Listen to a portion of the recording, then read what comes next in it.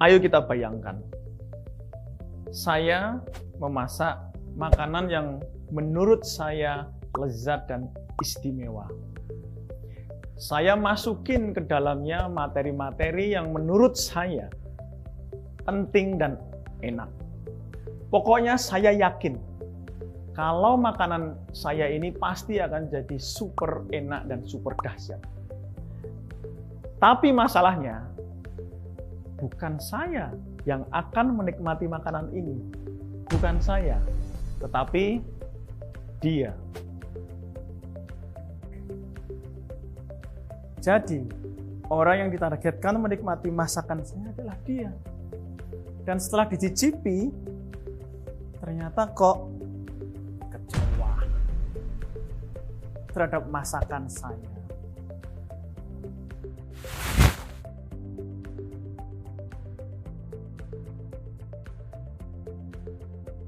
Atau mungkin tidak cocok dengan cita rasanya. Atau menurut dia masakan saya lezat, tapi dia lagi ingin makanan menu yang lain.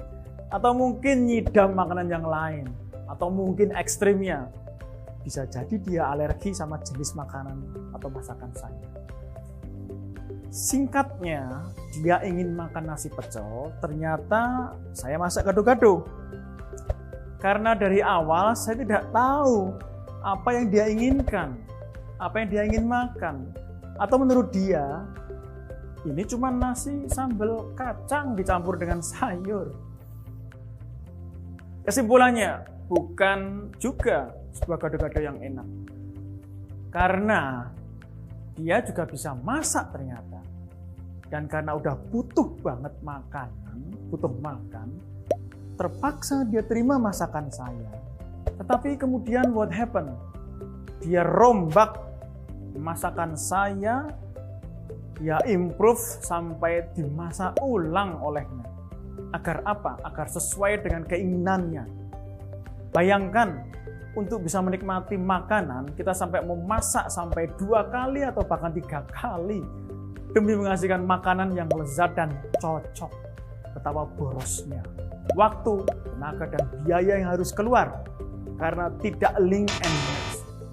Atau mungkin sudah link dengan tanda tangan MOU, tetapi at the end tetap nggak match. Hasilnya tidak cocok, tidak sesuai. Berarti MOU-nya tidur itu setelah resmi ditandatangani bersama. Nah, sekarang kita bayangkan, kalau makanan atau masakan ini ibarat SDM lulusan satuan pendidikan. Bisa lulusan perguruan tinggi, SMK, atau lembaga kursus pelatihan.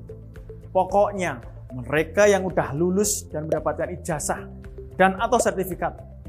Kalau dilakukan dengan cara memasak sendiri-sendiri seperti tadi itu, betapa sebuah pemborosan yang tiada tara. Dan bila ini sudah terjadi, berapa lama ketidakefisienan ini tercipta di tengah-tengah kita. Kita wajib tepuk juga dan wajib segera harus berubah. Coba kalau dari awal saya sebagai koki dan dia duduk bersama, kemudian bersepakat mau makan apa aja isinya, yang ada di dalam makanan yang dia inginkan, serta bagaimana resepnya akan dibikin. Dan bersama-sama, pasti lain ceritanya. Kalau dia ingin makanannya diisi materi soft skill dan karakter, ya resep atau kurikulumnya ya wajib relevan dengan permintaan itu, yaitu soft skill dan karakter. Hard skill ya adalah jelas. Jadi saya sebagai koki sangat salah kalau terus berimajinasi memutuskan sendiri mau masak apa, mau tak cemplungin apa aja di dalam wajan atau penggorengan itu. Kalau ini saya lakukan dan berkali-kali, maka akibatnya industri dan dunia kerja pasti terpaksa beramai-ramai mendirikan dan mengembangkan training center di industri. Atau bahkan mereka memutuskan untuk bikin sekolah sendiri, bahkan membuat kampus sendiri. Itu semua adalah bentuk ketidakpercayaan mereka terhadap dunia pendidikan. Yang sulit link and match, apalagi nafsu nyemplungin materi-materi hard skill ke dalam kurikulum dan pembelajaran. Hanya dengan berasumsi dan berdasarkan pemahaman dosen, guru, yang jangan-jangan Mereka belum pernah nyemplung merasakan samudera nyata di dunia industri dan dunia kerja. Dan selalu bernostalgia dengan kurikulum masa lalu, pembelajaran masa lalu. Ketika mereka masih duduk sebagai siswa atau mahasiswa, diajari oleh dosen atau guru senior mereka. Padahal zaman sudah berubah. Sudah berubah zaman ini. Kemajuan teknologi semakin pesat. Disrupsi semakin nyata dan semakin hangat terasa di tengah-tengah kita. Atau jangan-jangan dosen atau guru tersebut berkulit badak. Sampai-sampai nggak merasakan disrupsi sudah begitu kuatnya mendentum kehidupan masa kini. Itu namanya dosen gersang atau guru gersang, bukan berkarakter dosen subur atau guru subur. Filosofi pembelajaran itu bukan lagi mengisi atau bahkan menjejali. Bukan mengisi atau menjejali anak didik kita dengan apa yang kita inginkan mereka harus pelajari. Apalagi berasumsi nostalgia masa lalu dan pemahaman-pemahaman yang tidak siap untuk menghadapi disrupsi.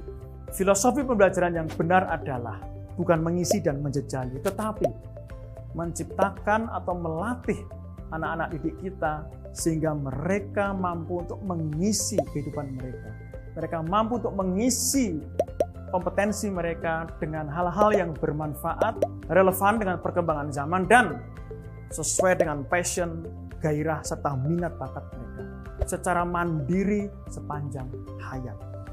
Itu adalah filosofi pembelajaran yang lebih baik daripada sekedar memaksa mereka untuk menghafalkan ini itu yang kita pikir itu penting, tapi ternyata ketika mereka lulus, mereka akan menjadi makanan yang mengecewakan industri. Mari kita stop ini semua. Link and match harus benar-benar dari dua arah, dan untuk menuju ke depan bersama-sama, menjadi kuat bersama-sama.